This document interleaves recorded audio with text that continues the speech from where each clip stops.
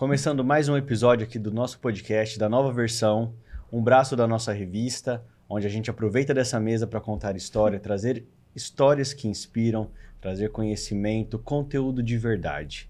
Hoje nós estamos aqui com uma pessoa que a gente olha para o rosto dela, a gente já identifica. Nasceu para trabalhar com crianças. Verdade. Mas antes de apresentá-la, eu quero dar as boas-vindas à Lari. Obrigado, Lari, pela sua presença. Eu que agradeço. E agora sim, hoje nós vamos falar sobre um assunto que é interessantíssimo. Para você que é mãe, para você que pensa em ser mãe, você sabia que é muito importante conhecer e saber como anda a saúde do coração do seu bebê? E isso ainda no feto. Quem vai explicar um pouquinho sobre isso e outros assuntos é ela, a doutora Marília. Seja muito bem-vinda a esse programa. Muito obrigada, Rodrigo, Larissa. Estou muito honrada de participar desse projeto e principalmente falar desse tema que é importantíssimo e que pode salvar a vida de muitas crianças, né? Sim, com certeza. Sim. E de fato eu comecei fazendo uma brincadeira, mas é verdade. A gente olha para você e a gente já consegue identificar essa sua energia voltada para as crianças.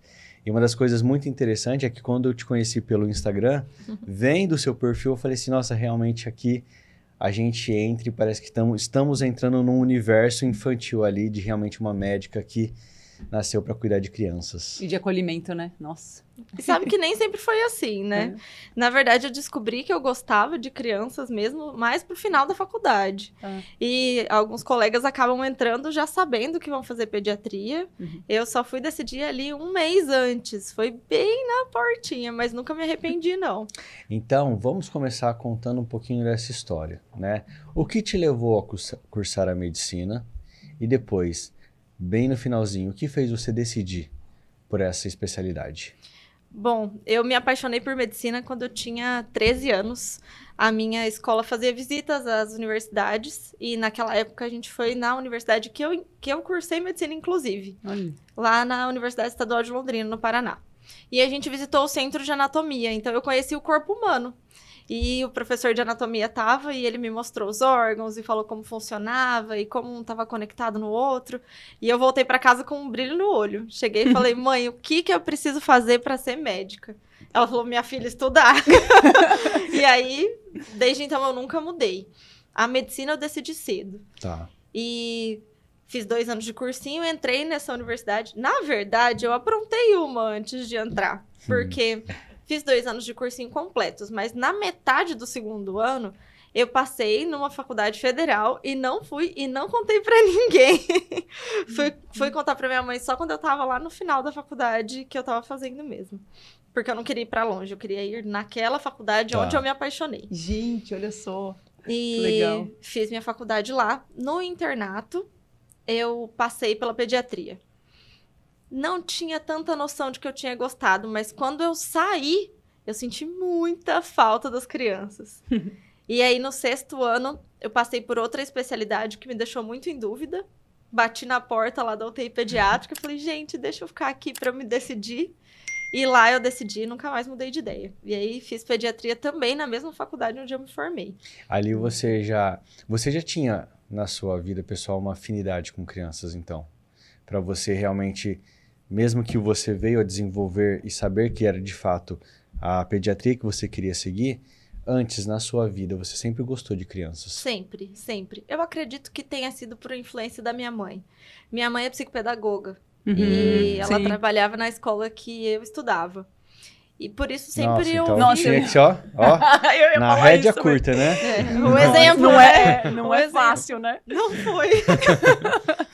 Mas por causa disso, então, Legal. eu ouvia muito sobre o desenvolvimento da criança e isso acabou trazendo afinidade mesmo.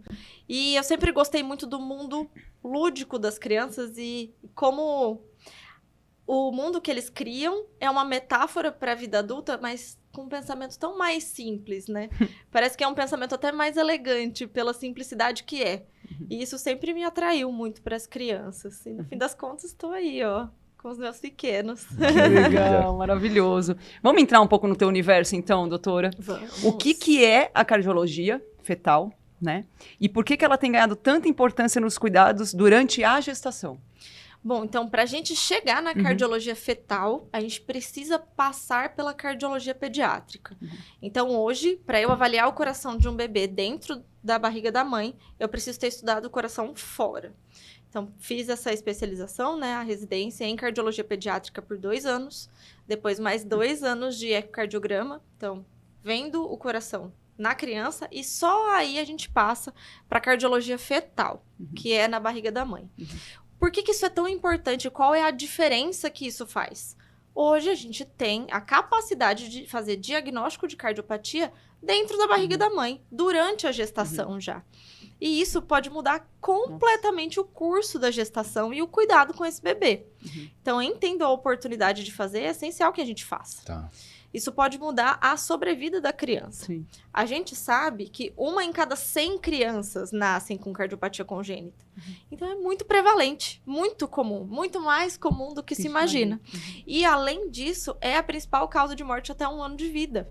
Fazendo o diagnóstico antes do nascimento, a gente consegue salvar a vida de muitas crianças. Incrível. Perfeito. E até pegando um pouco desse gancho, quais são alguns tipos de doenças ou alterações que pode ser de fato detectada ainda na barriga da mãe, né? E como esse diagnóstico precoce pode impactar o pré-natal e até mesmo o parto?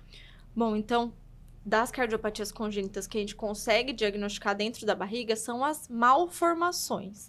Então, o coração tem 4 válvulas, 4 caixinhas, eu falo. Então, qualquer alteração nesses componentes a gente consegue perceber. Também consegue perceber a alteração nos vasos que chegam no coração, que trazem sangue para o coração e que levam o sangue do coração, seja para o pulmão, seja para o organismo. E, além disso, a gente consegue avaliar a circulação dentro da barriga, que é completamente diferente da circulação fora da barriga. Então, mesmo que o paciente não tenha uma cardiopatia na estrutura do coração, a gente pode ver que a circulação tem problemas. E como que isso altera? Então, algumas cardiopatias têm repercussão dentro da barriga, outras não têm. As que têm, a gente tem que acompanhar seriadamente. Então, se for uma alteração na circulação mesmo, às vezes a gente tem que fazer o exame, que é o ecocardiograma fetal, a cada 2 semanas, a cada 4 semanas. E essa criança pode entrar em sofrimento fetal mais cedo e, por fim, acabar direcionando para um parto prematuro. Agora, se a gente tem alguma cardiopatia que é estrutural e que é crítica, que a gente fala, a gente pode mudar, inclusive, o local que essa criança nasce. Porque cardiopatias críticas têm que ser abordadas no primeiro mês de vida.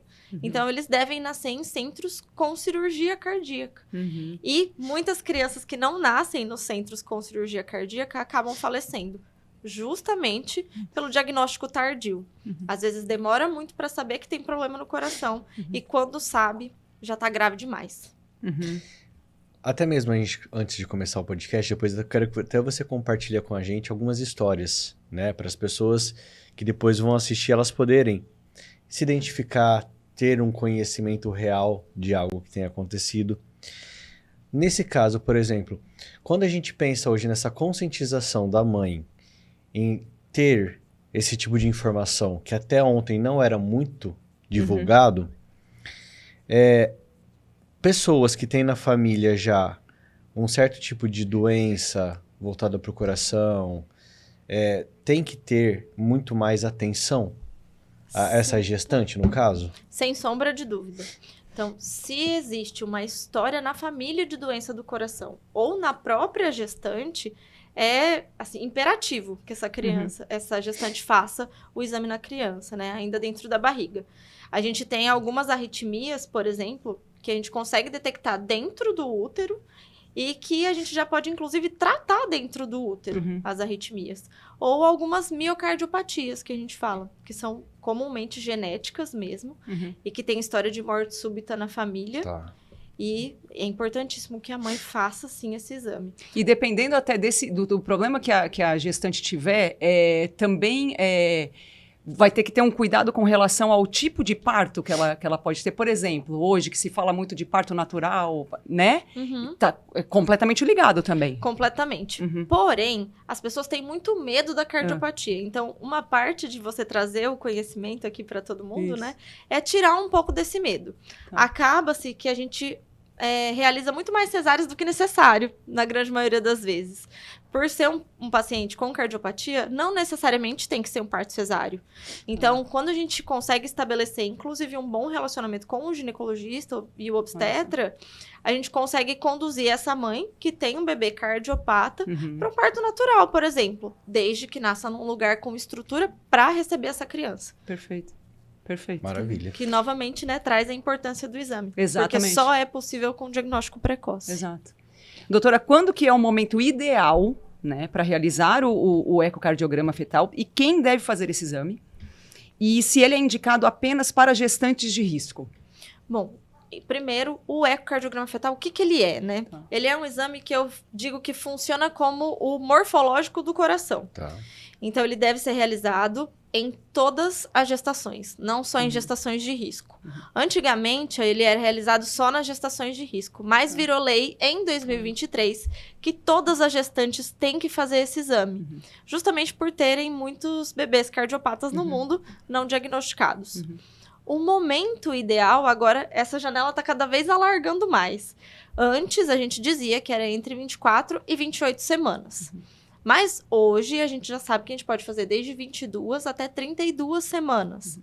E, de verdade mesmo, o importante é fazer. Sim. A partir das 24, 22 semanas, fazendo, mesmo que seja lá nas 34, 36 semanas, não tem problema. A visibilidade pode diminuir, mas façam, porque o diagnóstico é mais importante. Eu mesma tive um caso que conversei com um obstetra. A mãe era de uma gestação de risco, nesse caso não tinha realizado nem sendo gestante de risco. Chegou para ele tardiamente e a criança ia nascer na segunda-feira. Na sexta-feira eu fiz o ecocardiograma. E estava tudo bem, ela não precisou ir para um centro de referência, mas até no final da gestação a gente consegue fazer esse direcionamento. Então, passado o tempo não é desculpa para não fazer. Tem que fazer. Tem que fazer. Perfeito.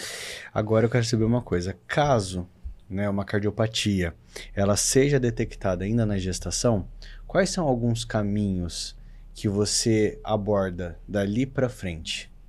Bom, acho que a primeira coisa que a gente tem que fazer é conversar com essa mãe e com essa família. Ó, temos um problema do coração e o coração funciona assim a partir de agora.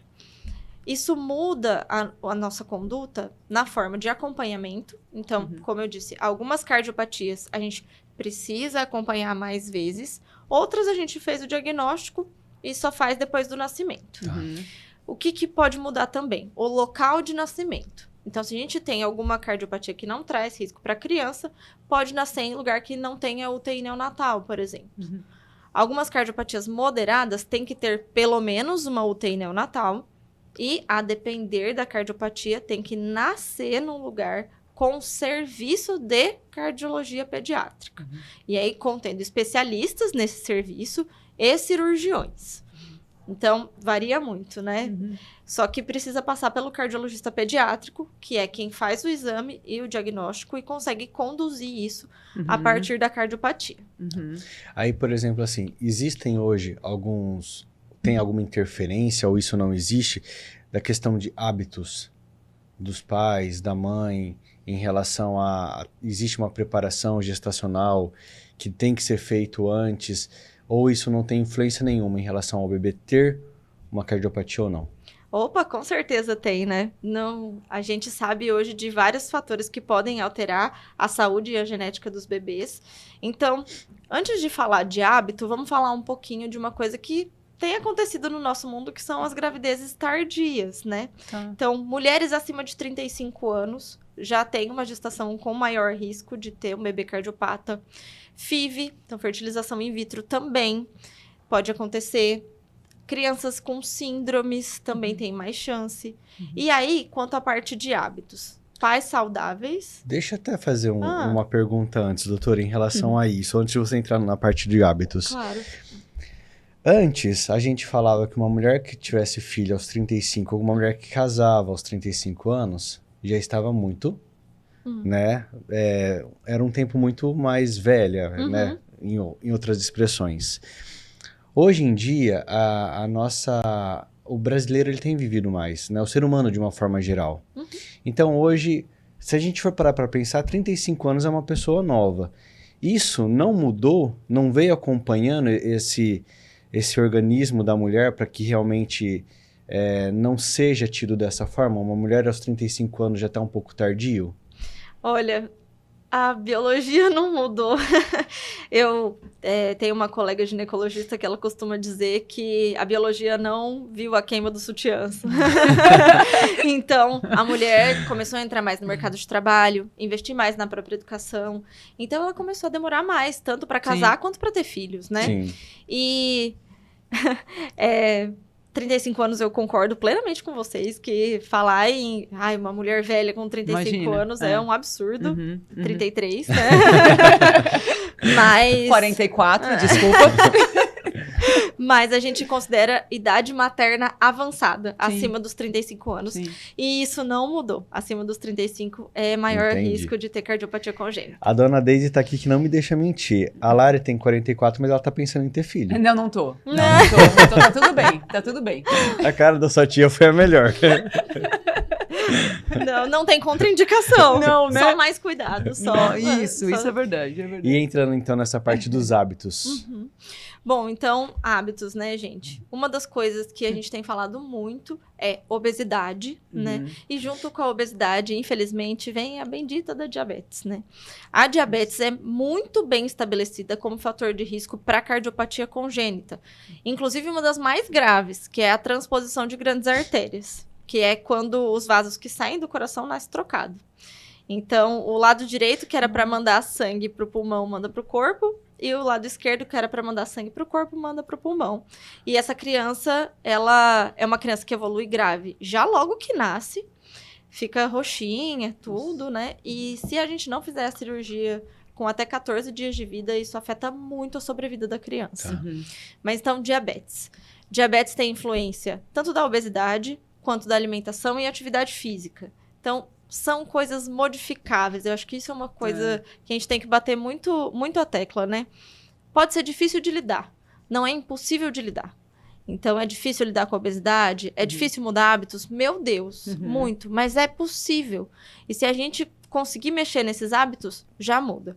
Fora isso, a gente tem, por exemplo, tabagismo, que pode também cursar com alguma cardiopatia congênita, a ingestão de alguns alimentos, então café, Coca-Cola, chocolate, uva, alface, azeite, suco de laranja, isso pode alterar a circulação do bebê. Então são coisas que pouco se fala, mas isso pode mudar não exatamente a formação do coração, mas aquela circulação dentro do útero que eu falei. E se a gente tem uma estrutura que chama canal arterial. Ele pode ficar mais apertadinho conforme o que a mãe consome. Então, são esses alimentos. Isso sobrecarrega o coração. Então, isso pode não ser a formação alterada, mas vai ser um coração que já é sobrecarregado dentro da barriga. Então, tem esses hábitos também. Maravilha. E, doutora, e depois que o bebê nasce, né? Quais sinais os pais devem observar que indicam, que podem indicar, né? Na verdade, problemas no coração? Gente, essa é uma pergunta tão difícil de responder, porque tem muita cardiopatia que não dá sinal nenhum. Muita mesmo. Então, os clássicos. Sopro. Então, se o pediatra escutou sopro, é importante, né, que faça a avaliação com o cardiologista pediátrico. A respiração mais rápida, não necessariamente cansada. Um bebê que transpira demais. Então, sua muito a cabecinha quando dorme ou quando mama, principalmente. Que tem alguma dificuldade de ganhar peso. Ou que tem infecção respiratória de repetição. Então, as benditas bronquiolites. Muitas vezes são cardiopatias congênitas e não bronquiolites. Eu mesma tive uma outra paciente que foi internada por volta dos 2 meses de vida. Veja bem, nasceu bem, termo, não era prematura, foi para casa, ninguém escutou sopro. Quando ela tinha 2 meses de vida, começou a respirar mais cansada. Era época de bronquiolite. Todo mundo achou que era bronquiolite. Essa criança foi atendida, foi para casa. Foi atendida, foi para casa, até que ela piorou. Internou.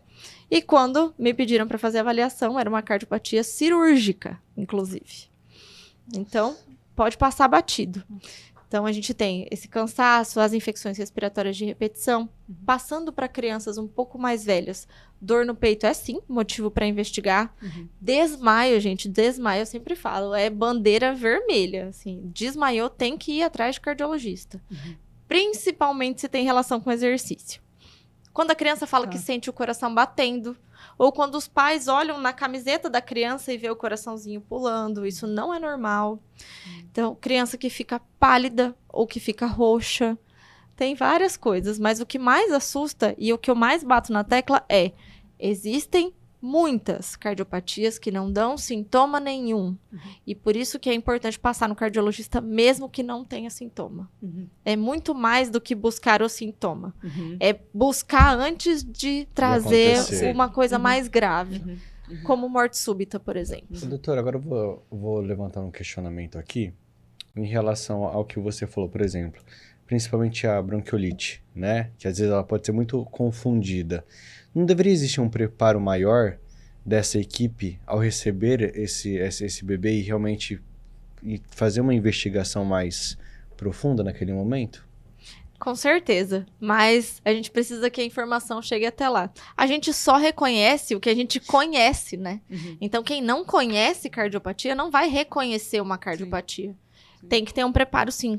Então, importante também que pediatras estejam atendendo a criança, né? A gente sabe que, infelizmente, não é assim que acontece em todos os lugares. Mas o médico que é preparado para atender adulto, muitas vezes não consegue perceber as peculiaridades da criança. E, infelizmente, muitos pediatras também não. Mas é importantíssimo, sim, que tenha um preparo dessa equipe para reconhecer, minimamente. Eu queria que você compartilhasse com a gente alguma história que te marcou muito, que você tenha dado um atendimento, uma atenção, tenha feito algum tratamento.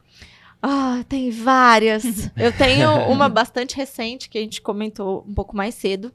Então, que foi um paciente de 9 anos, que chegou no atendimento por sangramento no nariz. Sangramento no nariz. E aí, na triagem, né, chega médios sinais vitais, frequência cardíaca, tudo. Mediram a pressão dele, tava dando 18/10, 19/10. E acharam muito estranho.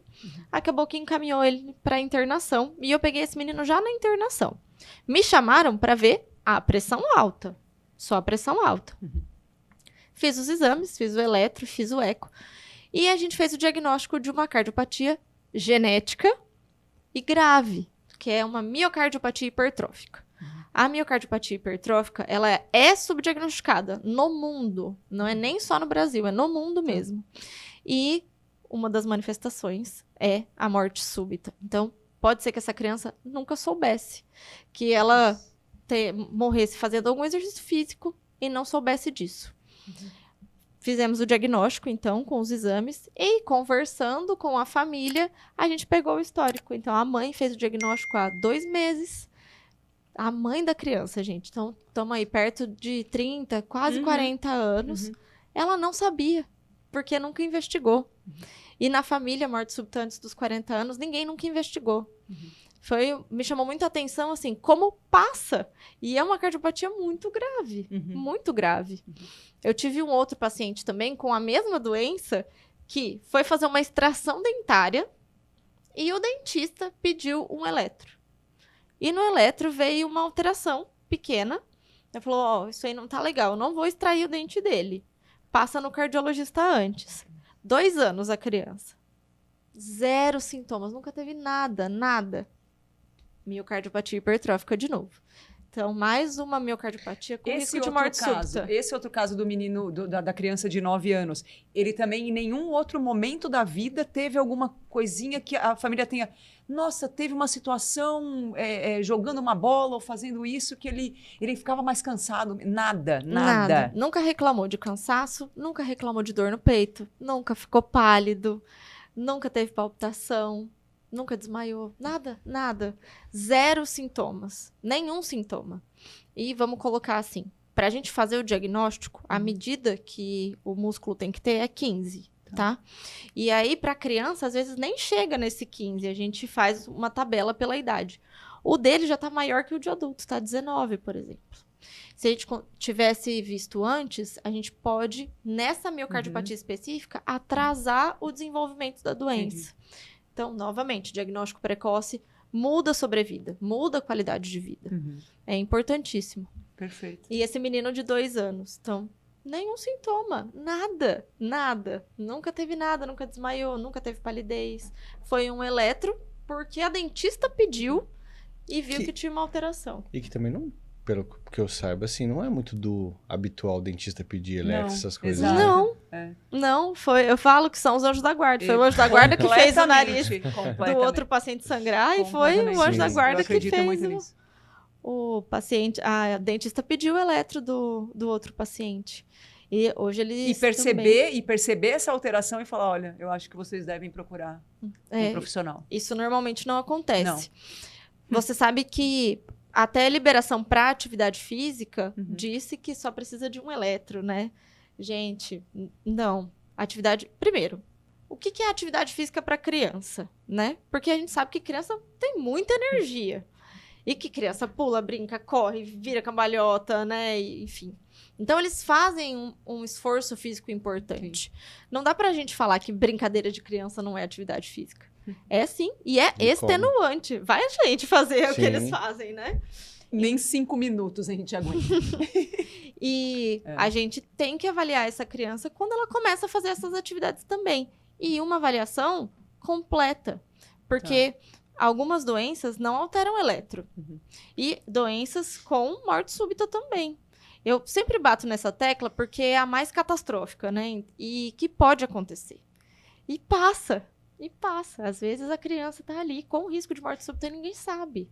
Porque nunca passou num cardiologista. Mas a gente tem outras cardiopatias também que não cursam exatamente com risco de morte súbita.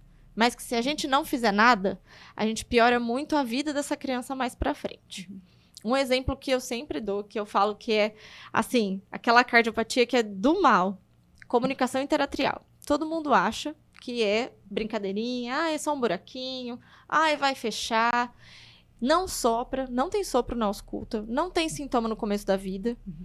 E quando a gente vê, foi tanto sangue a mais pro pulmão por causa da cardiopatia, que quando essa criança evoluiu para a vida adulta, 30, 40 anos, ela já tem o pulmão tão machucado que a gente não tem mais o que fazer. E aí, essa pessoa que poderia viver até seus 60, 70 anos, vai viver até 45, com muito cansaço, tossindo sangue, não conseguindo tomar banho sozinho.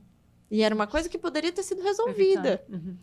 Outro paciente que eu tenho é uma paciente que ela descobriu que tinha já a hipertensão pulmonar, então ela já tinha o pulmão machucado, com 38 anos.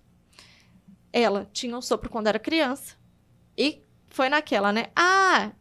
Isso aí fecha, até 5 anos fecha. Não, gente, não pode ficar sem acompanhar. Então, acreditou, naquela época o pediatra falou isso, ela acreditou, viveu a vida dela. O sopro, enquanto machuca o pulmão, ele vai diminuindo para escutar mesmo. Então, a impressão que dá é de que fechou, mas não fechou. Então, começou a piorar. E ela percebeu que ela não estava legal quando ela teve uma dengue.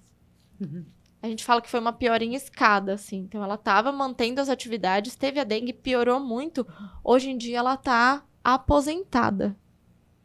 Porque ela não consegue trabalhar de cansaço.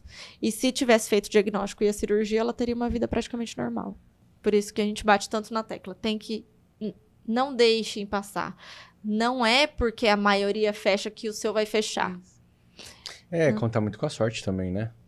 Mas não é bom, né? E o ser humano tem essa mania, né? Não tá legal? Não, mas a gente vai dando conta de não está legal e vai levando, né? Imagina, não existe isso.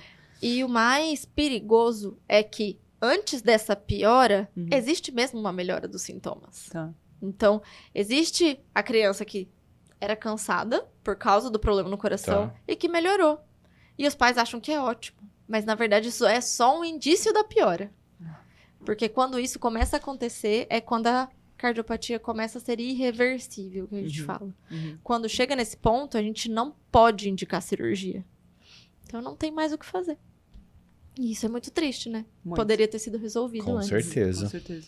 Doutora, para além das doenças congênitas, como os pais podem cuidar do coração dessas crianças desde cedo e o que é essencial para a prevenção. Bom, acho que a primeira coisa é que a gente precisa saber se tem alguma coisa, né? Então, diagnóstico precoce. Então, a melhor forma de cuidar desse coração é olhar para esse coração. Tá gestante? Faz o ecocardiograma fetal. Vamos ver se tem alguma coisa nesse coração. Depois de nascido, existem estruturas que dentro da barriga ficam abertas e fora da barriga elas têm que fechar. E a gente não sabe se fechou ou não. Então, vale a pena avaliar novamente esse coração. Quando vai começar a fazer atividade física, de novo, passa pelo cardiologista pediátrico. A gente precisa ver se não tem uma cardiopatia que evoluiu ao longo do tempo. Porque não se nasce com um gene, necessariamente, e o problema do coração instalado. Ele pode evoluir ao longo do tempo. Então, a avaliação, não só logo ali no primeiro ano de vida, mas também na primeira infância, ali, final da primeira infância, 5 anos, 6 anos, na adolescência. Então, a primeira forma de prevenir é você fazer um diagnóstico precoce. Então, avaliar o coração sempre. Segunda forma de prevenção, hábitos. Então, tanto boa alimentação quanto atividade física. Muitas vezes a gente tem medo de indicar atividade física para as crianças, mas, gente, pela Sociedade Brasileira de Pediatria, 60 minutos todos os dias de atividades físicas moderadas. Então, é de suar mesmo. Tela é uma coisa que tem atrapalhado muito atingir esse nível de atividade física. Então, para mim, entra numa forma de prevenção também. Então, evitar telas é evitar uma criança doente no futuro. Sim. Então, fazer atividade física, evitar as telas. A gente precisa também que essa criança saiba se reconhecer.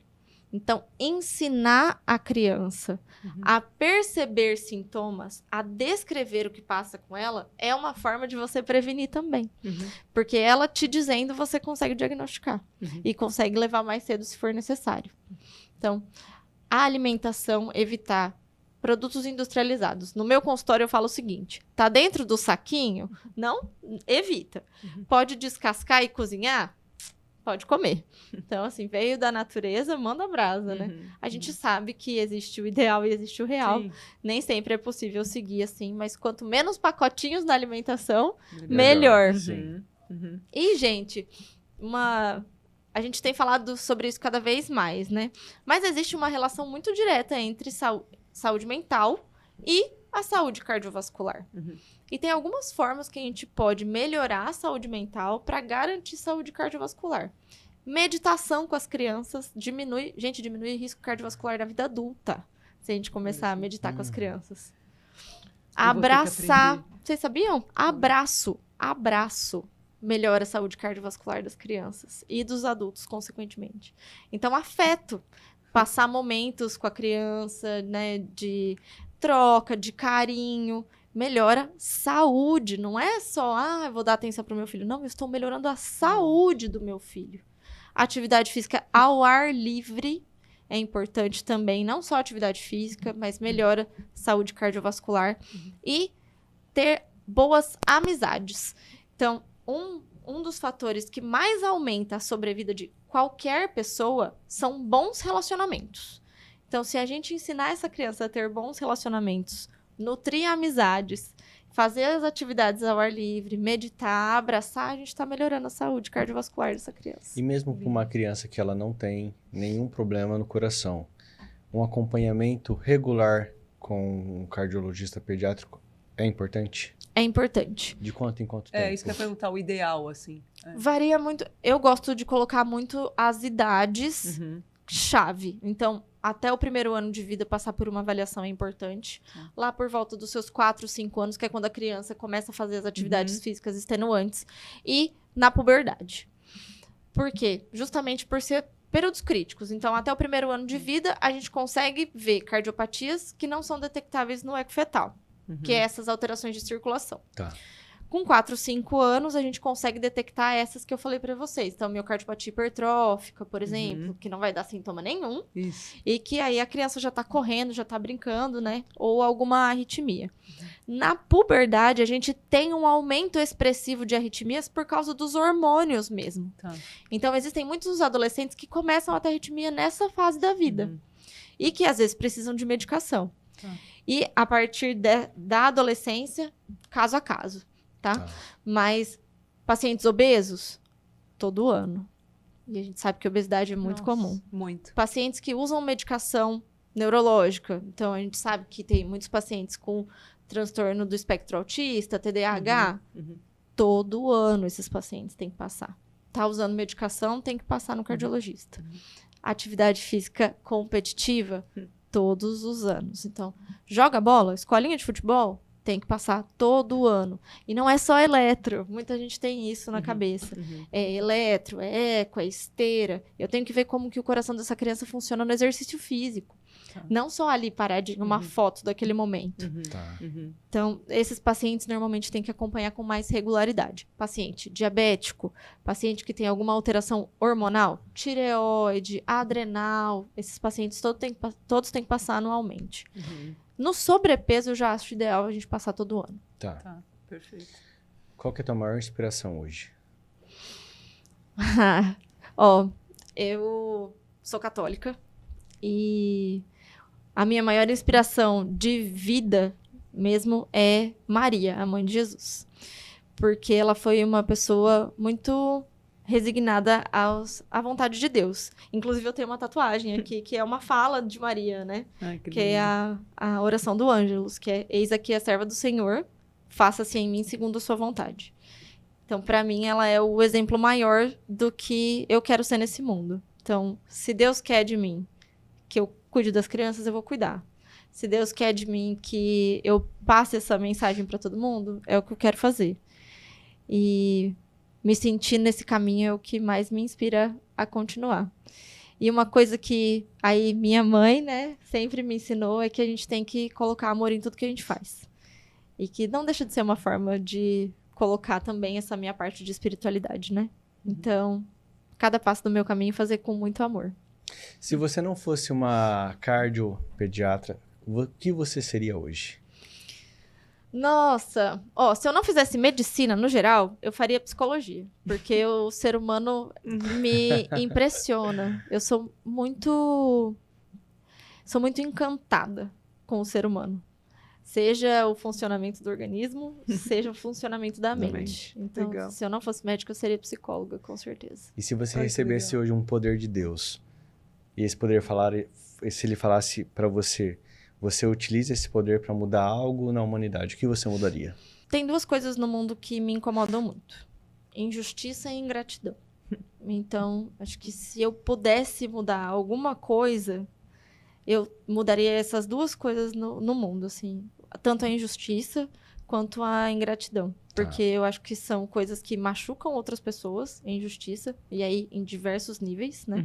Seja numa conversa, seja numa guerra. E ingratidão deixa as pessoas infelizes, no meu ponto de vista. As pessoas gratas são mais felizes. E eu conseguiria deixar as pessoas mais felizes. Independente de doença ou não, sabe? Tá. Apesar de ser médica, eu não tenho uma visão de que todo mundo tem que ser curado, tudo tem que ser resolvido. Eu acho que as coisas são mais amplas do que isso.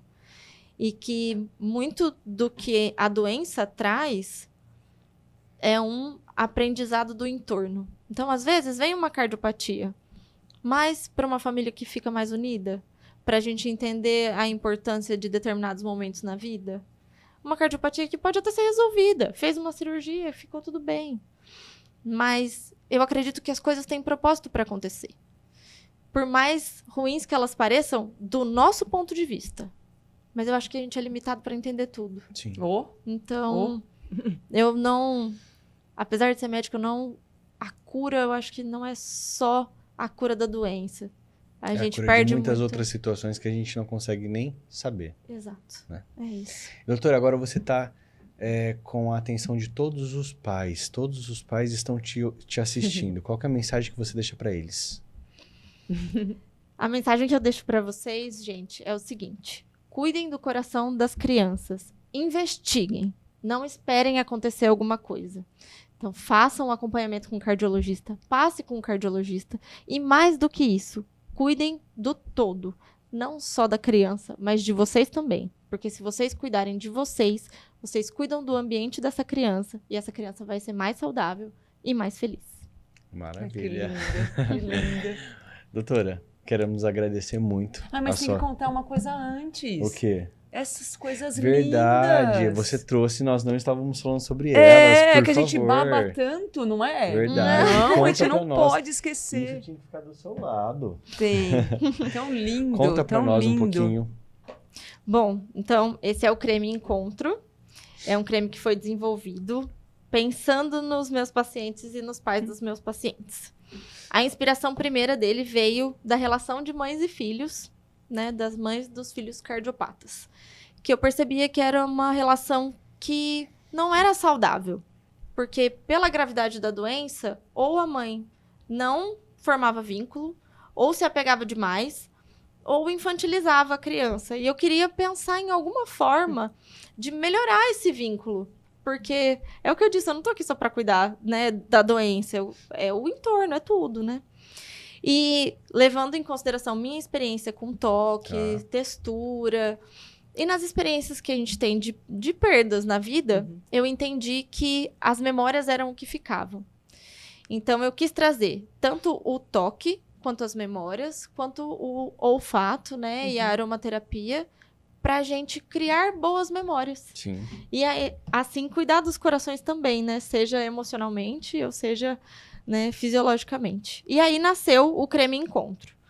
Esse creme, então, ele veio pensando nos meus pacientes e especialmente em 2 casos que eu vivi, que foram de 2 gestantes, uma gestante que fez diagnóstico de cardiopatia congênita e a mortalidade era de 99%, só que era uma paciente que a gente tinha que acompanhar toda semana. Tá.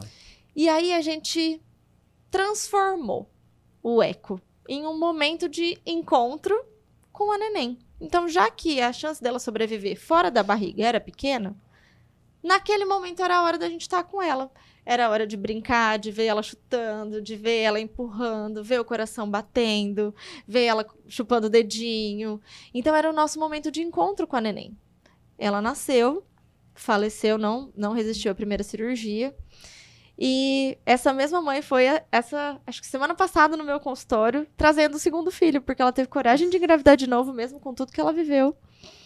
E o nenenzinho nasceu saudável.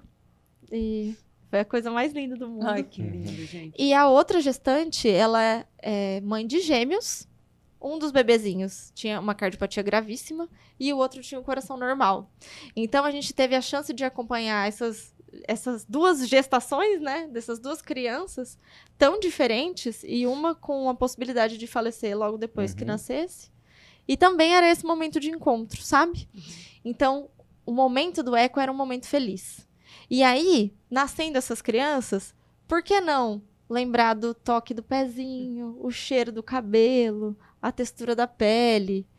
E aí nasceu o creme disso, para ter esse momento na memória. Então, o creme pode ser utilizado por gestante, porque é uma fórmula completamente limpa. Pode ser utilizado em recém-nascidos, inclusive internados, né? Que às vezes precisam ficar em UTIs meses. Pode ser utilizado em algum momento em família mesmo, em casa. A mãe passando no pé do pai e vice-versa, e a criança ali no meio.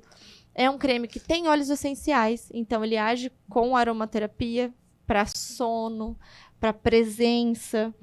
Então, são 3 óleos: limão siciliano, tangerina e bergamota. O limão siciliano, ele é exatamente para trazer o foco, a presença naquele momento. Tá. Porque é a memória que vai ficar, né? E a tangerina e a bergamota é para acalmar. E tá aí, um creme mais do que hidratante, é um creme de memórias. E para as pessoas que querem adquirir? Então, para quem quer adquirir o creme, ele tá à venda na farmácia Forlab. É só pedir pelo creme Encontro, que ele tá lá. Tá. E meus pacientes ganham ele de presente na primeira consulta e no ecofetal. Que lindo. Que lindo. Parabéns, que lindo, doutora. Parabéns por esse propósito, não apenas de estar ali presente para ser uma médica para atender o seu paciente, mas para levar muito mais, né, para muito cada além. um que entra na sua sala e na sua vida, né? Porque acabam fazendo parte da sua vida também, né? Fazem. Eles fazem. Parabéns por esse propósito, parabéns pelo seu trabalho, que a nova geração de médicos, né, que ao mesmo tempo preocupa tanto hoje em dia, que eles têm esse olhar além do status que um médico pode receber. Mas ali é o que você falou. Você trouxe a essência de Maria, que é a essência do médico. O médico nada mais é do que aquela pessoa que está ali para servir alguém que naquele momento está precisando, né? Então, que essas pessoas elas também tenham essa consciência daqui para frente, de que realmente eu escolhi a medicina para cuidar de alguém, para fazer algo, para fazer a diferença para quem está precisando, né? Então, que as pessoas elas possam se inspirar em exemplos como você e que os pais realmente possam ter essa consciência de que o cuidado ele começa desde o momento que a mulher anuncia que está grávida, né? Sim, desde o princípio. Eu acredito que a gente vem nesse mundo para servir. Independente de médicos, não médicos, a nossa existência está atrelada à existência do outro. Então, vamos servir com amor da melhor forma possível. Cada um tem o seu papel ali, né? Exato.